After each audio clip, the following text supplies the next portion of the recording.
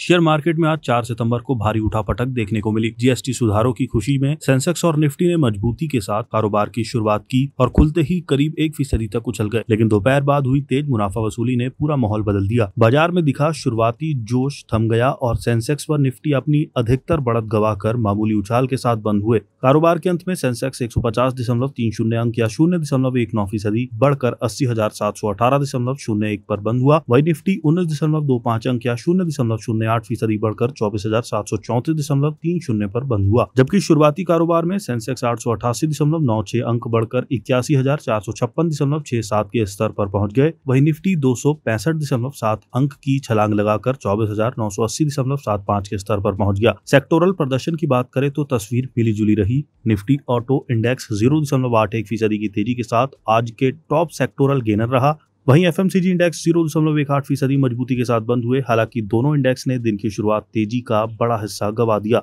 दूसरी ओर बाजार में बिकवाली का दबाव साफ नजर आया। निफ्टी पीएसयू बैंक 1.2% टूट गया, जबकि एनर्जी और आईटी इंडेक्स लगभग 1% कमजोर हुआ।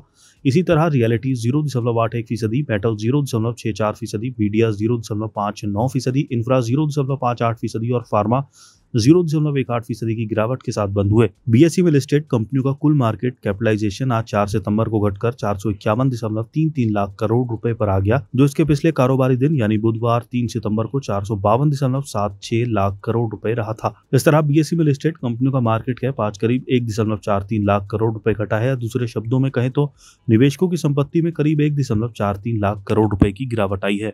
बीएसई सेंसेक्स के 30 में से 11 शेयर आज हरे निशान में यानी बढ़त के साथ बंद हुए। इसमें महिंद्रा एंड महिंद्रा के शेयरों में 5.86% की सबसे अधिक तेजी रही। इसके बाद Bajaj finance, Bajaj Finserv, Trent और आईटीसी के शेयर 1.02% से लेकर 4.29% की बढ़त के साथ बंद हुए। वहीं सेंसेक्स के बाकी 19 शेयर लाल निशान में बंद हुए। इसमें भी मारुति सुजुकी का शेयर 1.66% की गिरावट के साथ टॉप लूजर्स रहा। वहीं Bharatiya Electronics, HCL Tech, Power Grid और इन्फोसिस के शेयरों में 1.17% से लेकर 1.51% तक की गिरावट रही। 5 सितंबर को कैसी रह सकती है बाजार की चाल? जियोजीत इन्वेस्टमेंट्स लिमिटेड के वीके विजय कुमार ने कहा कि पहले से ही मजबूत गति में चल रही अर्थव्यवस्था में खपत को मिलने वाला बूस्ट सोने में सुहागे का काम कर सकता है। बाजार में तेजी आ सकती है। पहले दिए गए फिस्कल और मॉनेटरी प्रोत्साहन के साथ मिलकर जीएसटी में किया गया ये सुधार तेजी का नया साइकिल शुरू कर सकता है। कॉर्पोरेट अर्निंग में अच्छी बढ़त के चलते भारत की विकास दर वित्त वर्ष 2026 में 6.5% और शायद वित्त वर्ष 2027 में 7% तक रह सकता है। हालांकि टैरिफ के मुद्दे बाजार को परेशान करते रहेंगे। स्वास्थ्य इन्वेस्टमार्ट के रिसर्च हेड संतोष मीणा ने कहा, भारतीय शेयर बाजार प्रस्तावित जीएसटी सुधारों को लेकर खुश है।